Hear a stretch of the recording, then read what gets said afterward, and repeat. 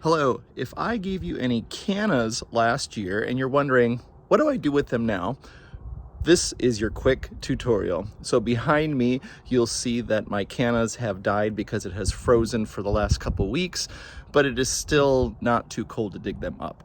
So I will show you how to preserve your canna tubers until next spring. So here's how you dig up your cannas. I'm gonna try to get this in here. What you're going to do is you are going to go about 6 or so inches away from where the plant is in the ground, because these plants, the roots or the tubers, spread. Oops. All right, so the first thing we're going to do is dig up our cannas. You're going to want to stay about 6 inches away from the bottom of the plant where it's in the ground, because the tubers spread. So go kind of deep and lift them. Now you can see this one didn't get terribly big. So you're going to set that aside. Here's another one that I gave. It is super big and it just broke apart. So this one, where I planted one tuber, I got all of these tubers to harvest.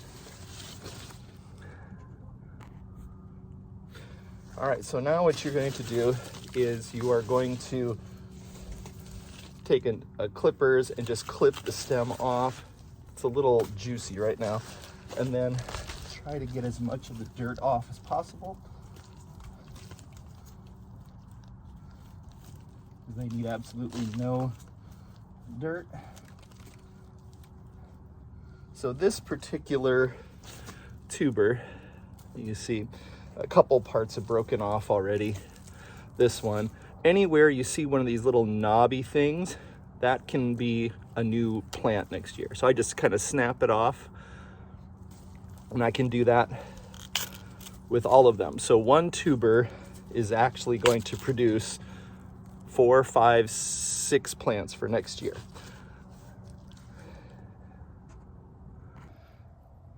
So I just wanted to share the one I just dug up. Now it started with a tuber about this big. It's about as big as my hand.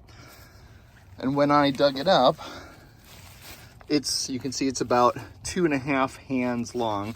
And each one of these little tubers, you can just break off and it becomes a new tuber to plant next year. So this one gets about 5 or so new tubers to hand away to your favorite friends. So here are all of my tubers that I've dug up. Last spring I planted about 70 of these tubers, and I have enough now for about 400 or 450 plantings.